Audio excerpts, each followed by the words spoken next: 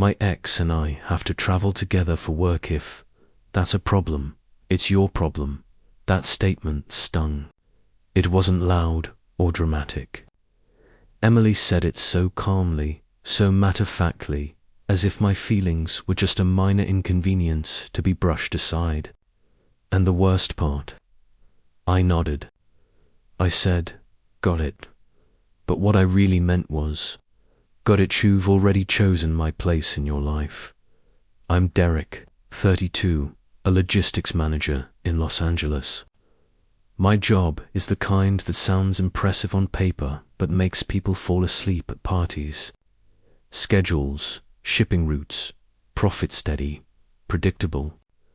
My life used to be like that, structured, secure, and built around a woman I thought I'd spend the rest of my life with. Emily and I had been together for 4 years. We had the rhythm of two people who seemed to know each other perfectly, the brunches in Silver Lake, the late-night taco trips, the plans for a golden retriever that never quite came to fruition. We met at a charity gala downtown. She was a messy-haired designer with inked fingers, giggling over her unfinished sketches, and I was the guy in the wrong suit, constantly checking his shipping report on his phone. She teased me for working too hard. I teased her for drinking cheap white wine. And somehow, by the end of the night, we had planned our first date. Back then, things were easy between us. She had a wild charisma that enlivened my otherwise predictable life. Things changed so slowly, so subtly, I almost didn't notice. Emily's career took off. Small freelance jobs turned into huge brand campaigns. She'd always been talented, but now people got it. Her creative partner on most of her projects was Ryan, senior creative director she'd dated in college. I wasn't thrilled, but she brushed it off with an easy smile. "Ryan's just a co-worker, Derek.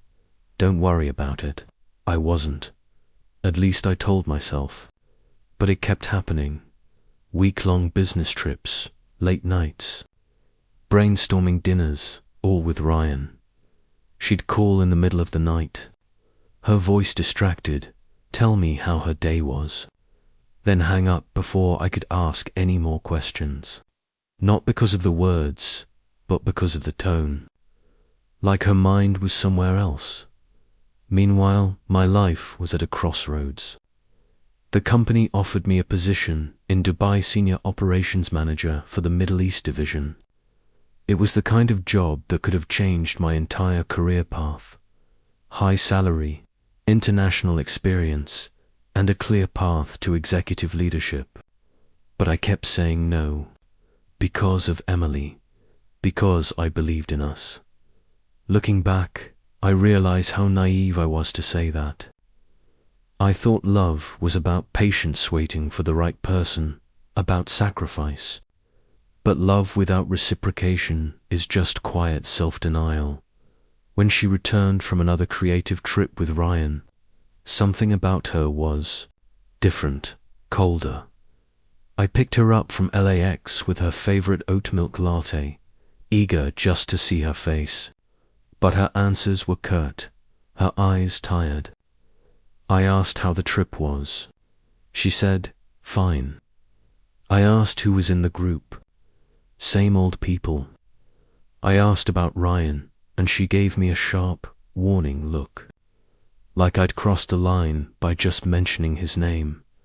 That's when I knew something core had changed. I waited a few days, trying to find the right moment to talk. I wanted to tell her about Dubai, about how we could make things work a little distance. Maybe she could explore opportunities there later. I envisioned a conversation about our future. Instead, I hit a bump. We were at my favorite Italian restaurant in Santa Monica, the kind that always smelled of basil and nostalgia. I told her everything: the offer, the salary, the possibilities, and then asked her what she thought. Her fork hit her plate so hard it startled the couple sitting next to her. You want to move to the other side of the world right now, when everything is finally coming to me. She wasn't mad at Mish. She was scared of losing control. I tried to explain that I didn't want to leave her, but to build something bigger for us both. But she didn't want to hear it. Her words came out in rapid succession, laced with old frustrations. She had fought for recognition, for equality in an industry that had overlooked her, and now she had finally won. And in her mind, "I'm not asking you to give up your career, Emily," I said, forcing my tone to stay calm, level, human. "All I want is a conversation. Maybe we could do long distance for a while, see how it works. Maybe you could explore creative projects in Dubai later. We can make it work if we both try." She leaned back in her chair, eyes narrowing like I'd just said something insulting. "Derek, you don't get it. This isn't about compromise. It's about boundaries. Mine, Ryan and I have a working rhythm that clients expect. We come as a pair. You think I can just drop everything and move across the world because you've got a shiny job offer? That's not realistic. You'll start resenting me, I'll resent you, and we'll both end up miserable." Her words hit harder than she probably intended. This wasn't the same woman who once spent lazy Sundays with me in bed, laughing over burnt pancakes and Netflix reruns. This was someone else, someone sharper, colder, and cynical. Somewhere along the way, Emily's ambition had stopped being a part of her life and had become her entire identity. And Ryan, the man she swore was just a co-worker, had somehow become woven into that identity too. I tried again, softer this time. "I'm not asking you to erase your progress. I'm asking you to imagine something different, temporary, maybe 6 months, a year tops. We can still support each other, stay connected. I'd never ask you to give up what you've built." She laughed, short, brittle, joyless. "Temporary. Derek, nothing about my career is temporary. You're asking me to throw away everything I've worked for because you're uncomfortable. That's not partnership, that's control. And I won't allow that." Control. That word lingered in the air like smoke.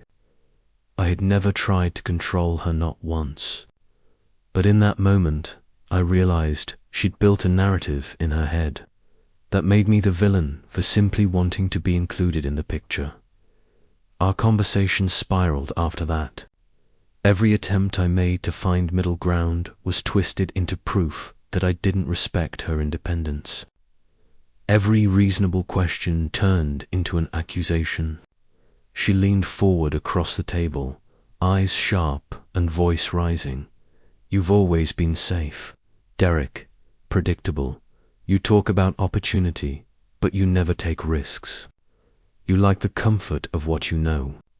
Maybe that's why this bothers you so much, because I'm growing and you're not." It was like arguing with a stranger. The woman sitting across from me wasn't my partner anymore. She was a debater defending a thesis called her own life without me in it. I didn't yell. I didn't even interrupt. I just listened, and in that quiet, something inside me finally clicked into place. She had already made her decision. She just hadn't said it out loud yet. That night, when I drove us home, the silence was suffocating. Streetlights passed through the windshield in rhythmic flashes, and for the first time in months, my thoughts were clear. She had chosen her path, and for years, I had made mine revolve around hers. Not anymore. By the time we pulled into the driveway, my mind was already made up. I didn't feel angry or broken, just certain. I was done trying to convince someone who'd already decided I wasn't part of her future. The Dubai offer, which had once felt like a difficult crossroads, now looked like freedom, a new beginning. The next few days were a blur of quiet decisions.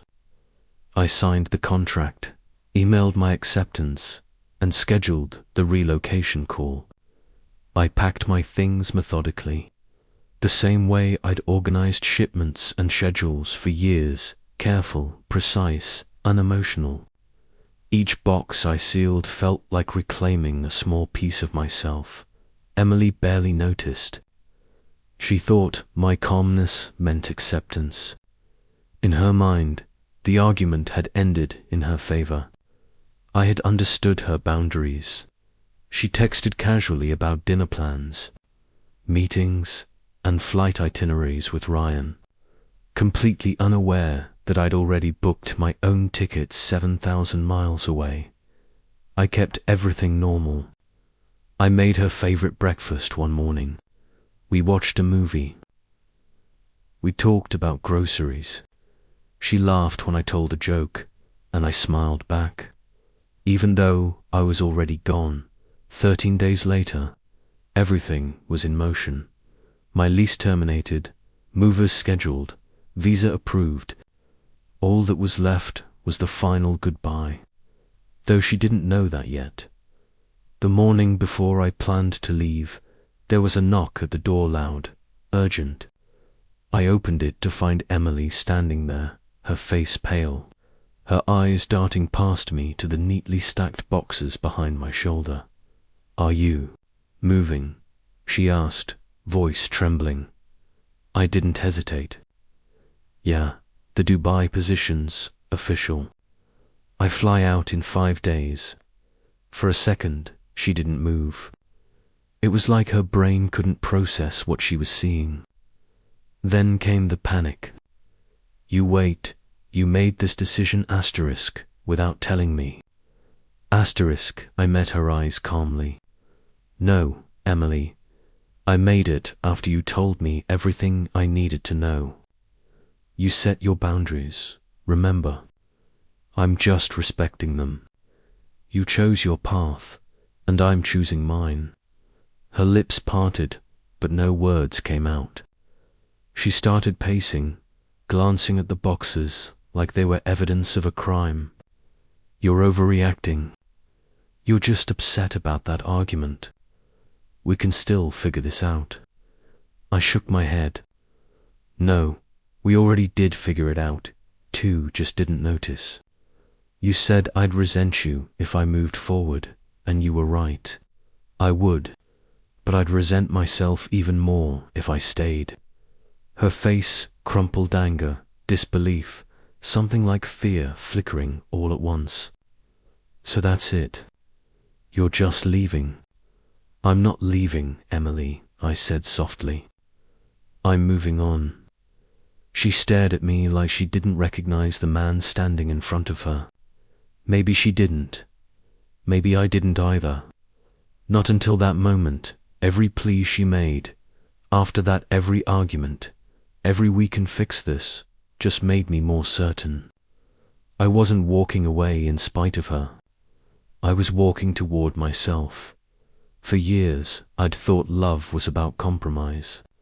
But real love doesn't ask you to shrink, or to wait indefinitely for someone who's already looking past you. And for the first time in a long time, I felt free. The morning of my departure came quietly, no fanfare, no tears. Just the dull hum of my phone alarm and the muted grey light spilling through the blinds.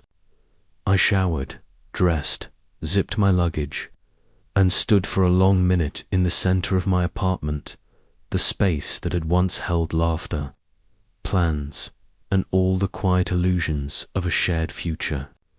Now it was stripped bare. Only echoes remained. The drive to LAX was mechanical. I watched the city roll by familiar streets that once felt like home, now blurred into a backdrop I was ready to leave behind. There was no nostalgia, only a strange calm, like my life had already unlatched from this place at the airport.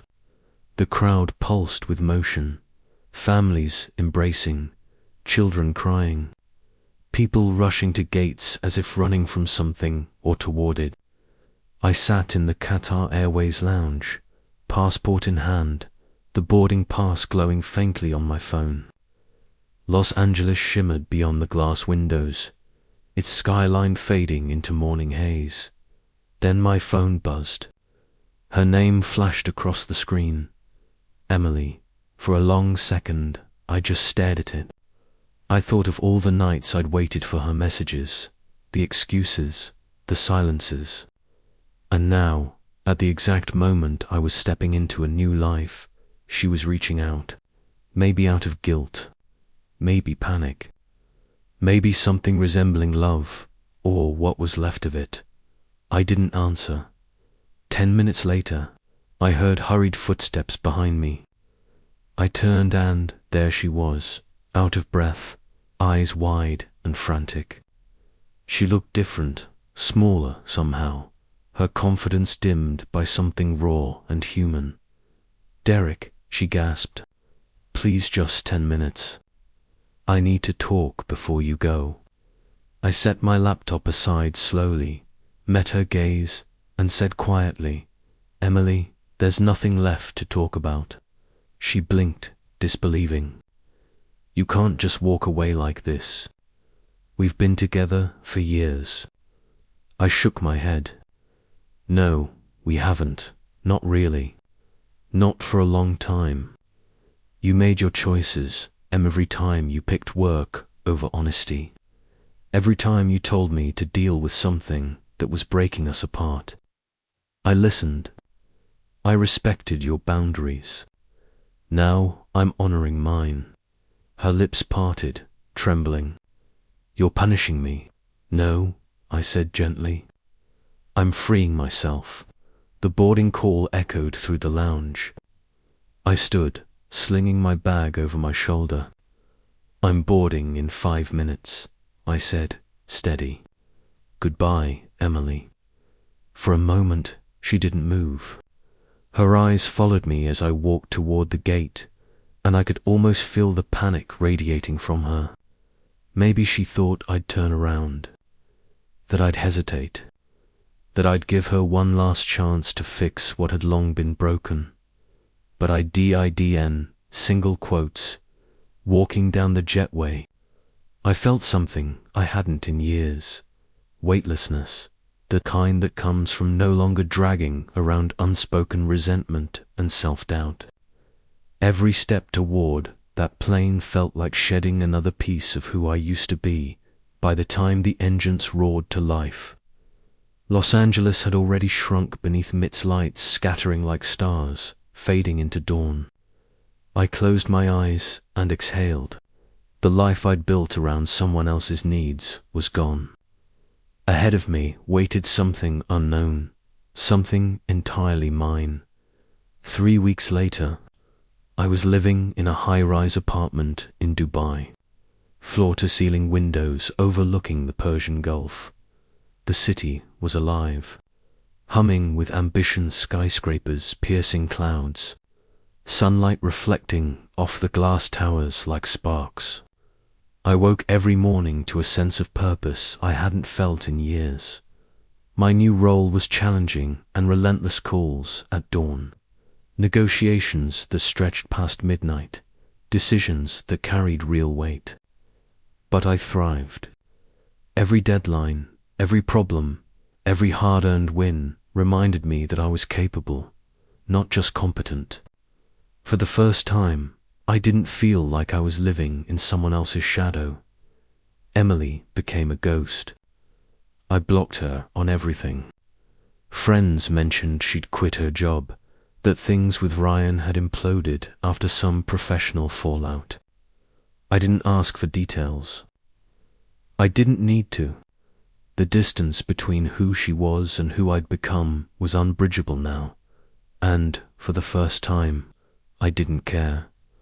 Life began to expand again. I met new people, colleagues who became friends. Emma, a British marketer who could make even business dinners feel like adventures. Celine, a French architect obsessed with sustainable design.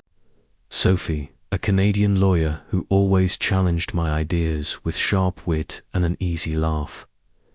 I wasn't looking for love, not then. I was just rediscovering what it meant to exist as myself, to have conversations that didn't orbit around compromise, to build routines that belonged only to me. Weekends were for exploring the city. I walked through the gold souk, rode the metro just to see where it went, stood at the edge of the desert and watched the horizon blur into gold. Dubai wasn't just a place, it was a metaphor for everything I'd buried under years of quiet restraint. I started sketching again, something I hadn't done since college. Little things, shapes, skylines, fragments of thought. I invested, I traveled, I learned. I began to dream again, not the way you dream when you're waiting for permission, but the way you do when you finally know you don't need anyone's approval. Months passed. Emily still tried to reach me through mutual friends, sometimes leaving vague messages that mixed apology with nostalgia. I never replied. Every unread message was a reminder of how far I'd come and how close I'd been to losing myself completely. One night, standing by the window of my apartment, I watched the city shimmer beneath me. The skyline reflected in the glass like another world layered over mine. I realized with quiet certainty that I didn't miss her, not even a little. What I missed, what I'd been grieving for all along, was the version of me who believed love had to mean sacrifice. That man was gone. I picked up my phone, opened Instagram, and posted one final photo, my boarding pass from months ago, framed against the view of the city lights. The caption was simple: greater than new city, new chapter, new self. Then I turned my phone off, set it face down, and let the silence fill the room in Dubai. I didn't just find success, found peace. I found out what it meant to stand alone and not feel lonely, to choose ambition without guilt, to love without losing yourself. And in that stillness, I finally understood the difference between running from something and running towards something better.